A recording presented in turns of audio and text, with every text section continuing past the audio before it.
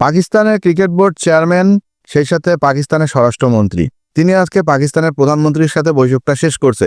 শেষ করার পর ব্রিফিং দিছে যে ফেব্রুয়ারির 2 তারিখে অথবা ফেব্রুয়ারির 1 তারিখে পাকিস্তান তাদের চূড়ান্ত বিষয়টা সিদ্ধান্তটা জানাই দেবে, বিশ্বকাপ তারা খেলবে নাকি শুধুমাত্র ভারতের ম্যাচটাই বয়কট করবে। সেক্ষেত্রে পাকিস্তান যদি বিশ্বকাপ থেকে সরে যায়, ভারতের ম্যাচটাও যদি বয়কট করে, আমার মনে হয় আইসিসির একটু লজ্জা লাগানো দরকার। কারণ বাংলাদেশ আজকে যে প্রশ্নটা তুলে বিশ্বকাপ থেকে সরে আসছে, এই প্রশ্নটা আমি বলতেছি একদিন দেখবেন ইংল্যান্ডও তুলবে, অস্ট্রেলিয়াও তুলবে, আরো শ্রীলঙ্কাও তুলতে পারে, যারা বাংলাদেশের পাশে আজকে নাই। তবে এটা ঠিক, তারা একদিন আফসোস করবে যে বাংলাদেশের মতো একটা ছোট দেশ আইসিসিকে আঙুল তুলে কথা বলছিল, কিন্তু আমরা পারি নাই। আজ না পারার কারণে ক্রিকেটটা ধ্বংস হয়ে যাচ্ছে। তবে পাকিস্তান এক্ষেত্রে জানি না তারা কি করবে বা তাদের ডিসিশনটা কি হবে, তারা বাংলাদেশকে সমর্থন করবে কি করবে না। তবে পাকিস্তানের মিডিয়ার যে নিউজ, তাতে মনে হয় বিশ্বকাপ বয়কটই করবে পাকিস্তান। অপেক্ষা ফেব্রুয়ারির 2 তারিখ পর্যন্ত।